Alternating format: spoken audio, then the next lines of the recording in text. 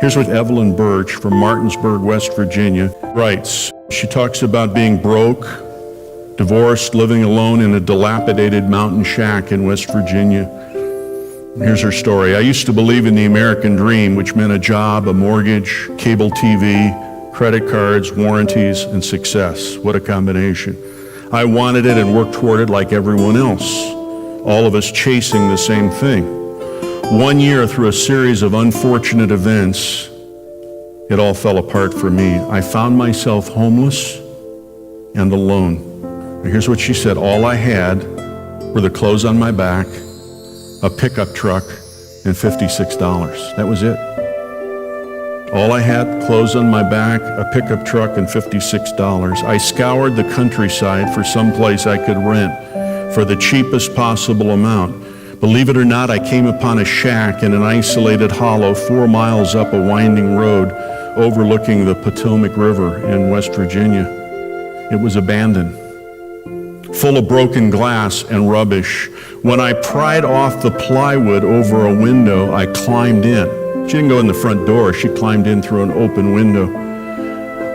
I found something I could put my hands to. I hadn't been alone for 25 years. I was scared to death. But I hoped the hard work would distract me and heal me. I found the owner of the house eventually and rented the place, this broken down shack, for $50 a month. I took a bedroll, a broom, a rope, some cooking gear, and a gun. And I cleared a corner to camp in while I worked. The locals knew nothing about me, but slowly they started teaching me the art of being a neighbor.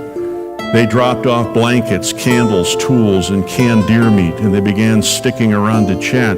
They asked me if I wanted to meet their cousin Albie or go fishing or maybe get drunk some night. They started to teach me a belief in a different American dream, not the one of individual achievement, but of neighborliness. Men would stop by with wild berries, ice cream, truck parts, and bullets. They would call on her with bullets to see if I was up for dating. I wasn't, but they were civil anyway. The women on the mountain worked harder than any I'd ever met. They taught me how to use a whetstone to sharpen my knife, how to store food in the creek, and how to keep it cold and safe. I learned to keep enough food for an extra plate for company.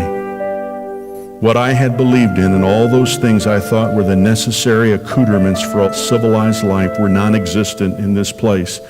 Up on the mountain, my most valuable possessions were my relationships with other people. Listen to that again, that's an important statement. Up on the mountain, my most valuable possessions were my relationships with other people. Why do I tell that story? The day's coming, folks, when it won't matter if you live in a Beverly Hills mansion in California or you live in a shack in West Virginia, up on a mountainside overlooking the Potomac River where you have to pry the plywood off the window to get in and live in the midst of broken glass and rubbish. It won't matter. None of that will matter when Jesus Christ comes to claim his own and to return. Jesus said this, I go to prepare a place for you, that where I am, there you will be also. Do you get that, the import of that statement? I go, Jesus said, to prepare a place, a real place. It's the word topos, we get the word topographical from. I go to prepare a topos for you, that where I am, there you will be also.